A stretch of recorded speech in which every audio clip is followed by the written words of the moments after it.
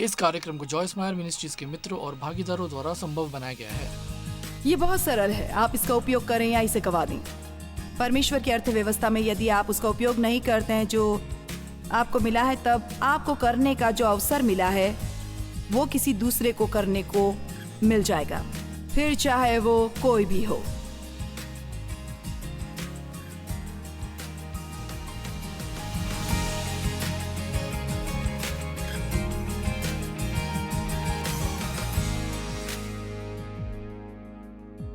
अब आप शायद प्रतिमा के दृष्टांत से परिचित हैं। आप में से कितने मत्ती अध्याय 25 में प्रतिभा के दृष्टांत से परिचित हैं, जहां दाग की बारी का मालिक चला जाता और अपने बहुत से सेवकों को एक निश्चित राशि देकर जाता है और उनसे उम्मीद करता है कि इसे निवेश में लगाएं और इसका उपयोग करें, और जब वो वापस आए तो उसने जितना दिया है उससे ज्यादा वे उससे दें। और मैं कहानी पर जाकर पूरी बात बताने वाली नहीं हूं, लेकिन पहले वाले ने निवेश किया और कुछ वापस पाया, दूसरे ने भी यही किया, तीसरे ने भी यही किया, चौथा डर गया और उसने अपना पैसा जमीन में छिपा दिया। तो जब मालिक वापस आया, उसने पहले 3 से जिन्होंने अच्छा काम किया था बात की, धन्य हैं, अच्छे हैं और विश्वास योग्य दास, और उसने सबको एक जैसी रकम दी थी, उसने उन्हें उसकी योग्यता के अनुसार दिया था। इसलिए परमेश्वर हम सभी से एक जैसी उम्मीद नहीं करता है। हम सभी को 120 किताबें लिखने के लिए नहीं बुलाया गया है, हम सभी को एक जैसे काम करने के लिए नहीं बुलाया गया है, हम सभी को फिल की तरह गाने में सक्षम होने के लिए नहीं बुलाया गया है, लेकिन हम जो कुछ कर सकते हैं वो एक उपहार है जो परमेश्वर ने हमें रखा है, और ये उसने हमारे में किसी दूसरे के लिए रखा है। क्या आप वहां हैं?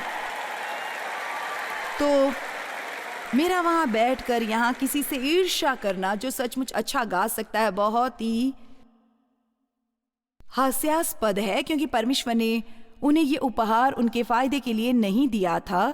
उसने ये उपहार उन्हें दिया ताकि आप धन्य हो सकें। मैं लोगों को बताती हूँ कि परमेश्वर ने मुझे बोलने का उपहार दिया है, यदि मेरे काम करने का कारण बनता है, यह आपके लिए है, मेरे लिए नहीं है।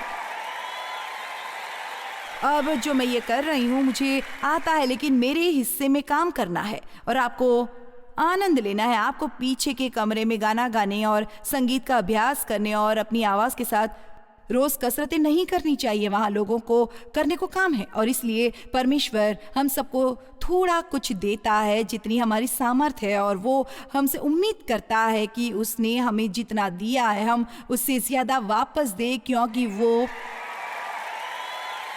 बुद्धि का परमेश्वर है। और आखिरी वाले व्यक्ति ने जिसने कहा, खैर मैं डर गया था और तूने मुझे जो दिया तो वो मैंने छिपा दिया, लेकिन अब मैं अभी तुम्हें वो वापस दे सकता हूं।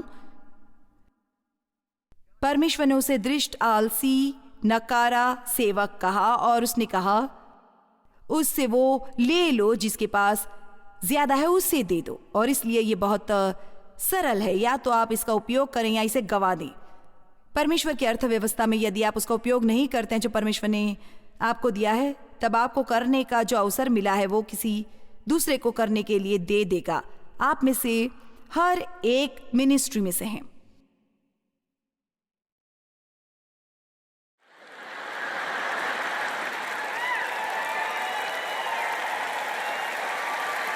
अब मैं घोषित करती हूँ कि आप में से हर एक, यदि आप एक विश्वासी हैं, आप मिनिस्ट्री में नियुक्त किए जाते हैं। आमीन।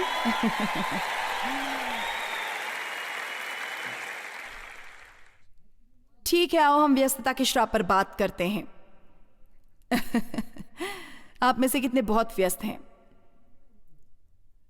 मुझे ये सब बकवास मत दो। मेरी पोतियों में से एक जब वो 8 साल की थी, अब वो 18 की है, और असल में वो यहाँ सर्विस में है। मुझे नहीं पता कि तुम्हें याद है या नहीं, लेकिन मैं कहीं गड़बड़ ना कर दूं, इसलिए मैं पता लगाने की कोशिश कर रही हूँ कि तुमने ठीक ठीक क्या कहा था। लेकिन उसे एक प्रकार का लेख लिखना था। यदि आप किसी को उपहार देने वाले हैं तो आप किस तरह का उपहार देंगे? और उसने कहा, यदि मुझे किसी को उपहार देना है, मैं मेरी दादी को समय का उपहार दूंगी, क्योंकि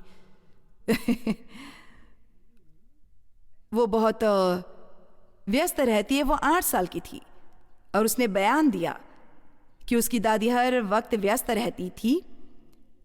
इतने भी व्यस्त मत रहो कि आपके पास उन चीज़ों के लिए ही समय ना हो जो वास्तव में आपके जीवन में बहुत महत्वपूर्ण हैं। अपने बच्चे को बस टीवी के सामने मत बिठा कर रखिए, उनसे बात करिए।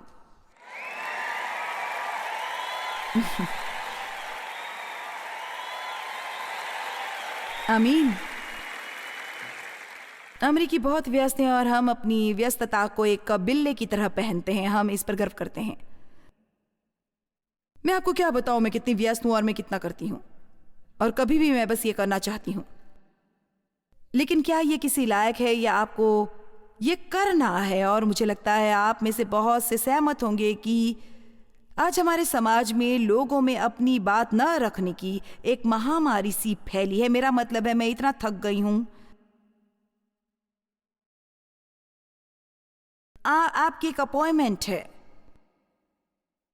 कोई आता ही नहीं। वो आपको कॉल करके बताते हैं कि वो नहीं आ रहे हैं। आप फिर से कॉल करते हैं। खैर, कल आपको क्या हुआ था? मेरी एक अपॉइंटमेंट थी, मैंने आपसे मिलने के लिए छुट्टी ली थी, आप आए ही नहीं।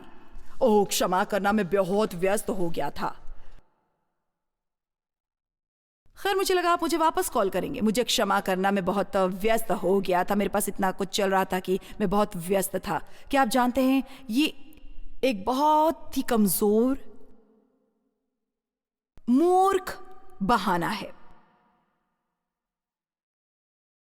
कभी कभी आप व्यस्त होने से कुछ चीजें भूल सकते हैं, लेकिन यदि अपना शब्द न निभाने के लिए मैं व्यस्त हूं, ये आपका बहाना है, तो फिर आपको अपने कार्यक्रम पर फिर से काम करने की जरूरत है। ऐसा क्यों? और मैं आपको एक भेद बताने वाली हूं, और आप इसे माने या ना माने, लेकिन हम सबके पास एक ऐसा ही समय है। हम सबके पास एक जैसा ही समय है। हम सबके पास दिन के 24 घंटे होते हैं। ये ऐसा नहीं है। आप जानते हैं कि मेरे पास बहुत ज्यादा समय है और आपके पास पर्याप्त समय नहीं है। अब जीवन काल में कुछ लोग दूसरों की तुलना में अधिक समय तक जीवित रहते हैं, लेकिन हम सबके पास 24 घंटे हैं। और ये मेरे लिए आश्चर्य की बात है कि कुछ लोग अपने समय को पूरी तरह पूरा करते हैं, जबकि अन्य लोग अपने समय के साथ कुछ नहीं करते। और इसलिए मैं कहना चाहती हूं कि आप व्यस्त हैं, लेकिन आप क्या करने में व्यस्त हैं? दिन के अंत में आपको क्या दिखता है? जिंदगी के अंत में आप क्या दिखाने वाले हैं? आपके पास वास्तव में कितने अच्छे दोस्त हैं? आपको इन चीजों में थोड़ा समय लगाना चाहिए। और आप जानते हैं, इससे मेरा मतलब बिल्कुल भी अपमानजनक होना नहीं है। वो दोनों मर चुके हैं, मेरी माँ और पिता, और शुक्र है कि वो दोनों स्वर्ग में हैं, क्योंकि स्वर्ग में हैं। और वो भी सहमत होंगे अब जब दूसरा पहलू देखते हैं। लेकिन मेरी माँ और पिता मूल रूप से अपना पूरा जीवन बर्बाद कर चुके थे। जब मेरे पिता मरे, वो 86 साल के थे। ऐसा कोई नहीं था जो उनकी परवाह करता। उनका कोई दोस्त भी नहीं था। मैंने उनकी देखभाल की। मेरे साथ जो कुछ भी हुआ था, तब भी हमने उनके साथ सभ्य व्यवहार करने की कोशिश की। वास्तव में ऐसा कभी नहीं था जैसे मेरे अपने सगे माँ और पिता थे। और मेरा एक भाई था जिसने ड्रग्स और शराब के कारण अंत में आत्महत्या कर ली थी, और उसके पास पैसा भी नहीं था। वो अपनी देखभाल स्वयं नहीं कर सकता था। वो बीमार था। जीवन परमेश्वर की तरफ से एक उपहार है, और आपका हर दिन आपके लिए एक उपहार है, और ये अनमोल है। और जब मैं कहती हूँ कि इसे बर्बाद मत करो, तो मैं ये नहीं कह रही हूँ कि आपको पूरा समय काम करना चाहिए। बात यह है कि परमेश्वर की लय और आपको जब कैसे क्या करना चाहिए ये पहचानने और समझने के बारे में सीखना है, और न कि भावनाओं और एहसासों के द्वारा चलना। आप जानते हैं, आपको पता है कि आपका घर गंदा है और आपको कुछ दिन घर में रुक कर चीज़ों को साफ करने की ज़रूरत है, तो हर बार कोई आपको कॉल करके चाहता है कि आप काम छोड़कर कहीं जाएं, तो आप भावुक नहीं हो सकते। आपको इनकार करने के योग्य होना चाहिए और अपने काम पर केंद्रित रहकर उन कामों को पूरा करने की ज़रूरत है जो आपको करने। लेकिन ऐसा भी समय होता है जब आप पूरा दिन काम करना चाहते हैं और ऐसे में कुछ समस्याएं हो सकती हैं, और मेरे लिए इससे बेहतर काम है कि बिना काम के पूरा दिन रात के कपड़ों में काउच में लेटे रहकर फिल्में देखूं। पर फिर एक छोटी सी समस्या है, इसलिए हमें केवल व्यस्त रहते हुए लेकिन जीवन को संतुलित रखना चाहिए। यह मैं आपको बताने जा रही थी कि अपना समय उसमें लगाएं जो आपके लिए वास्तव में महत्वपूर्ण है। यदि आपके लिए वास्तव में कुछ महत्वपूर्ण है तो आप उसे करने के लिए समय ढूंढ ही लेंगे। बिल्कुल।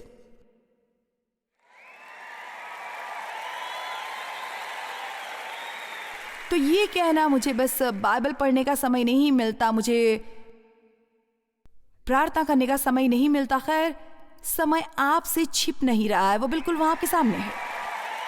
आपको उसे ढूंढने की जरूरत नहीं है, वो आपके पास ही। आपको इतना करना है कि आपको जो कुछ करना है व्यवस्थित ढंग से कीजिए। पहले जो करना है उसे पहले कीजिए और शुरुआत करिए, और शुरुआत में ही तय करिए कि आपको क्या करना है। कितने समय में बहाने बनाना छोड़ दें। आमीन। यहां मेरे पास एक पुस्तक है सीज द डे, जो मैं लिख चुकी थी काफी समय पहले और इसकी 400 प्रतियां बिक चुकी हैं। मैं आपसे खरीदने की उम्मीद करती हूं। जॉन मैक्सवेल, आप में से बहुतों ने शायद जॉन मैक्सवेल को सुना है। वो अद्भुत हैं और उसे अपना दोस्त बुलाने का मुझे विशेष अधिकार है। और उसने ये कहा, अपने समय का 80% अपनी सर्वोत्तम 20% विशेषताओं में लगाएं। ज्यादातर लोग अपनी कमजोरियों को मजबूत करने की कोशिश में समय बर्बाद करते हैं, और चाहे वे कितना भी प्रयास करें वे इसमें सिर्फ थोड़ा ही सुधार कर सकते हैं, जबकि वे अपनी विशेषताओं और उन चीजों के विकास को नजरअंदाज करते हैं जिनमें वे सचमुच बढ़िया कर सकते हैं। यदि सब कुछ हमारे लिए एक प्राथमिकता है तो कुछ प्राथमिकताएं नहीं भी हैं और हम परेशान और निराश जीवन जीते हैं। कुछ लोग सब कुछ करने की कोशिश करते हैं और अंत में कुछ भी ठीक से नहीं कर पाते, चाहे कितनी भी मेहनत करें। आमीन।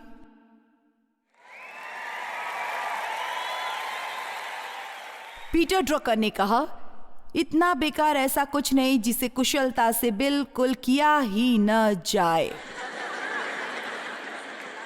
मुझे फिर से कहना है, इतना बेकार ऐसा कुछ नहीं है जिसे कुशलता से बिल्कुल किया ही न जाए। उनमें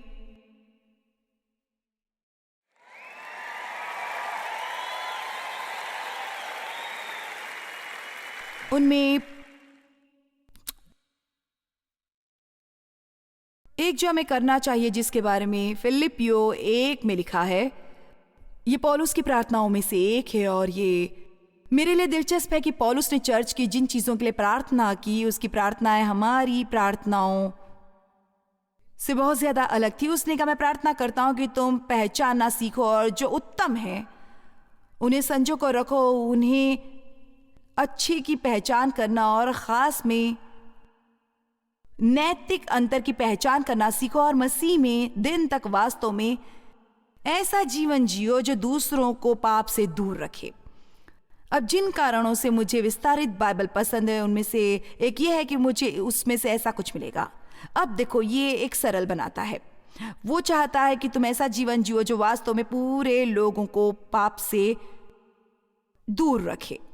तो आपने पहले भी सुना है, अच्छा, कभी कभी सर्वोत्तम का सबसे बड़ा दुश्मन होता है। हमें लगता है कि सप्ताह में 5 से 6 बार चर्च में काम करके हम एक अच्छा काम कर सकते हैं, जबकि वास्तव में सप्ताह में 2 बार काम करना बेहतर हो सकता है। और बाकी के घंटे जो आप चर्च में काम करते थी, क्योंकि शायद इससे आपने अपने लिए अच्छा महसूस करके उन्हें शायद बेहतर हो यदि आप अपने किशोर बच्चों के साथ बातचीत में व्यतीत करें।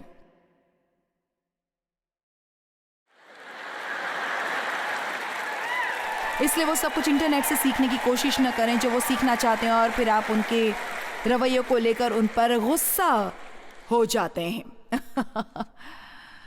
अब कल हम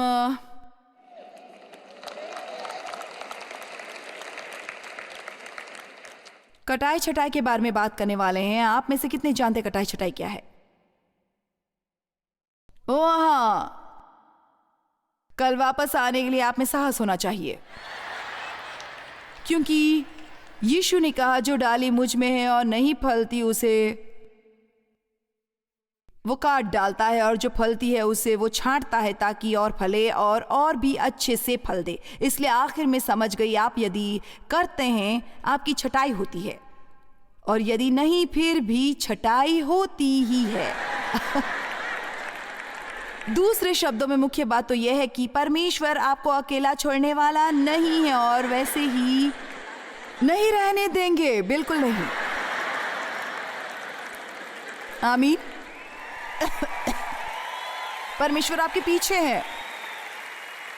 वो हमें से सबको बेहतर इंसान बनाना चाहता है ताकि हम दुनिया में उनका बेहतर प्रतिनिधित्व कर सकें, क्योंकि हर दिन हजारों की संख्या में लोग मर रहे हैं और नरक में जा रहे हैं। और मैं आपको बता दूं, इस धरती पर काफी ईसाई हैं कि यदि हम सब बाहर निकलें और जैसा कहते हैं कि हम विश्वास करते हैं वैसा ही काम करें, तो मैं ईमानदारी से मानती हूं तो संसार पहले बचाया गया है। यीशु वापस आ सकता है और हम पहले ही इस झंझट से बाहर निकल जाएंगे।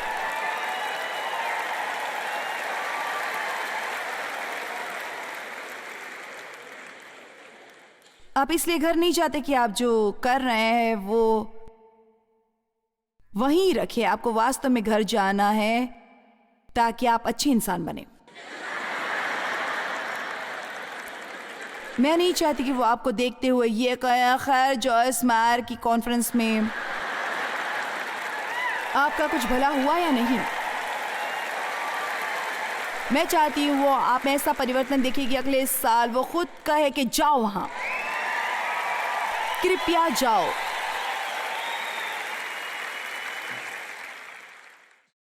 और छटाई का मतलब है मरे हुए हिस्सों को काट डालना। परमेश्वर को मृत चीजों में रुचि नहीं है। आमीन। एक और व्यक्ति जिसे यीशु ने बुलाया, उसने कहा, खैर मुझे पहले अपने मृत रिश्तेदार को दफनाने दे। और यीशु ने कहा, तू मेरे पीछे हो ले और मुर्दों को अपने मुर्दे गाड़ने दे। आओ भी, किस प्रकार की मृत चीजें आपके जीवन में हैं? चीजें जो आपका समय चूस रही है और अच्छा फल नहीं दे रही है। आप में से हर एक, और मैं आपको भी शामिल करूंगी, यदि हम वास्तव में इस बारे में ईमानदार होंगे कि हम अपने समय के साथ क्या कर रहे हैं, तो यहाँ हर कोई जीवन में सबसे महत्वपूर्ण काम करने का समय ढूंढ सकता है, और वो है परमेश्वर के साथ समय बिताना, उसके वचन को जाना, लोगों के साथ अच्छे संबंध विकसित करना। ये सब चीजें पैसा कमाने से ज्यादा महत्वपूर्ण है। वो है,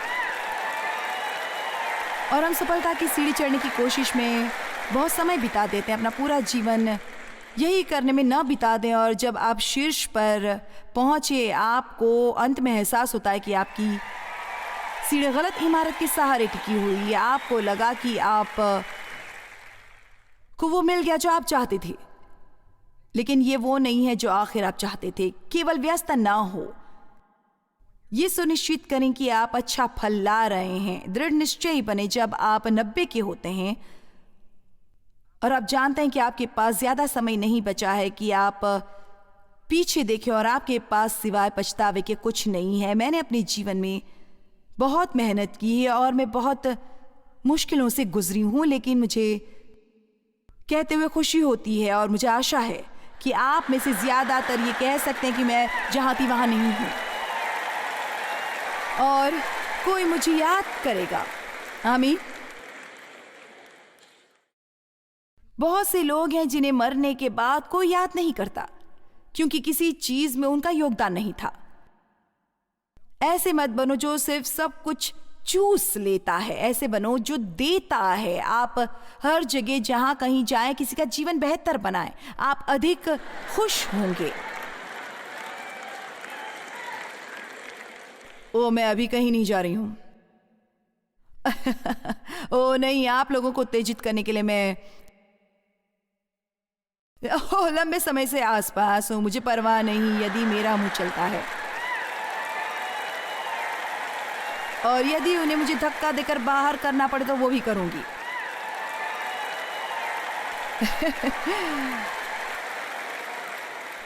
ओ नहीं, मैं हार मानने वाली नहीं हूं।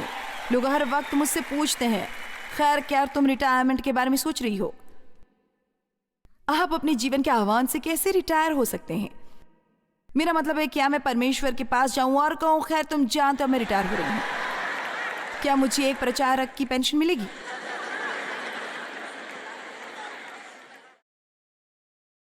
लूका 10:38।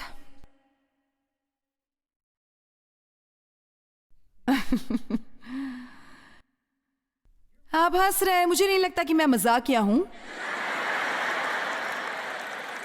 फिर जब वो जा रहे थे तो वो एक गांव में गया जिसका नाम बैतनी था, और मार्था नाम की एक स्त्री ने उसे अपने घर में उतारा, और मरियम नाम की उसकी एक बहन थी।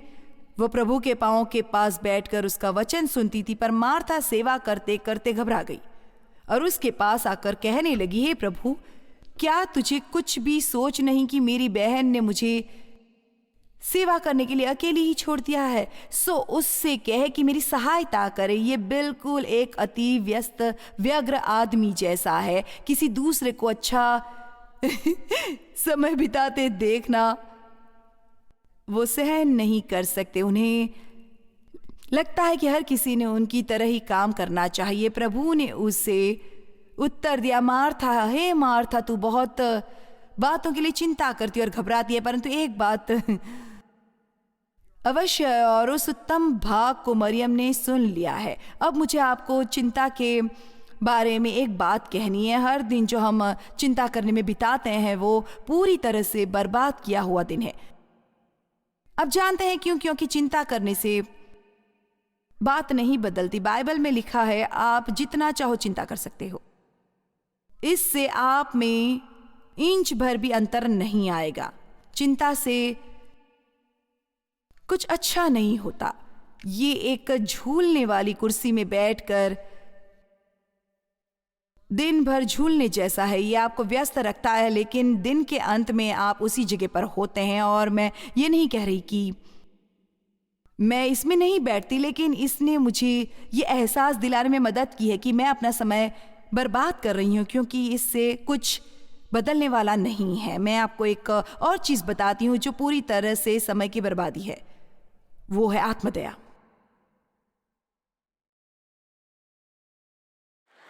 आओ अभी हम आज की रात अच्छे से पेश आएंगे।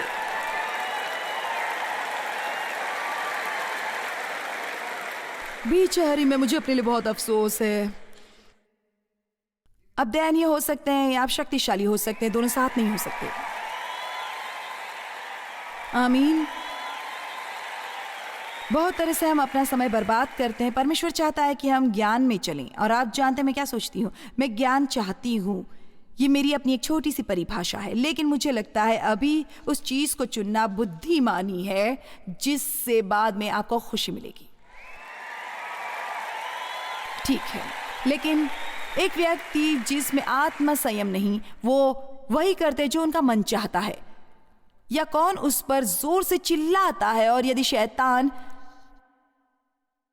दौड़ना जारी रख सकता है तो वो हर समय आप पर चिल्लाने के लिए बहुत कुछ कर सकता है। आपको फल को नापने की तुलना उन लोगों से करनी चाहिए जिनमें आप अपना श्रम डाल रहे हैं। यदि आप ऐसा करते हैं, आप में से कितनी ईमानदारी से मानते हैं कि यदि आप अपने समय पर वास्तव में ईमानदारी से नजर डालते हैं तो बहुत से काम है जिन्हें आप छोड़ सकते थे। फिर ठीक है, अंदाजा लगाओ यदि आप परेशान हैं क्योंकि आप पूरा समय व्यस्त रहते हैं तो ये आपकी अपनी गलती है। मैं आपको फिर से याद दिलाना चाहती हूँ कि बाइबल में कहीं नहीं लिखा है कि हमें व्यस्त रहना चाहिए। इसमें लिखा है कि हमें फलदायी होना चाहिए।